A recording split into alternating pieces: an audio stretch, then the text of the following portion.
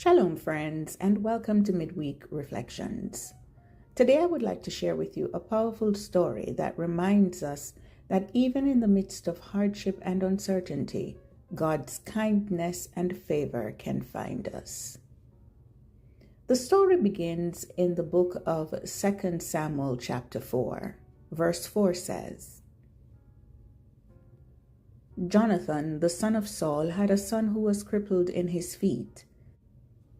He was 5 years old when the news about Saul and Jonathan came from Jezreel, and his nurse took him up and fled. And as she fled in her haste, he fell and became lame, and his name was Mephibosheth. Imagine this young boy, just 5 years old, a prince of the royal house of Saul. Then, in a single devastating moment, news arrives of his father and grandfather's deaths in battle.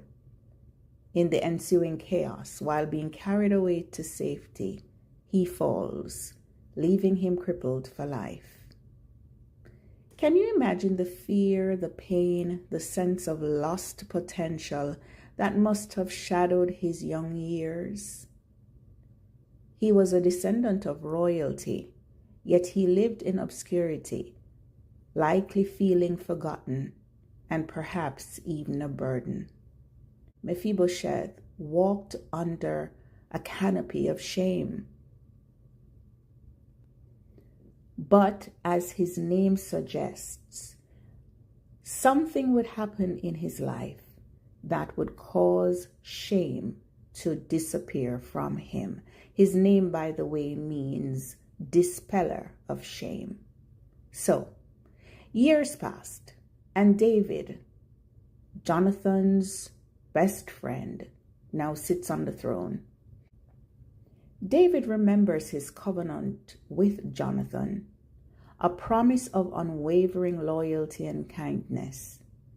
And in a beautiful display of grace, David seeks out Mephibosheth. He doesn't hold his grandfather's past against him. Instead, he restores to Mephibosheth all the land of Saul and invites him to eat regularly at the king's table, treating him like one of his own sons. Think about that for a moment.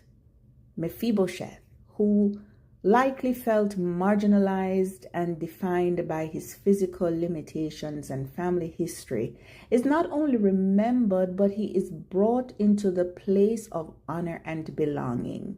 He goes from living in the shadows of obscurity to sharing the king's table. In one moment, a lifelong of shame was dispelled.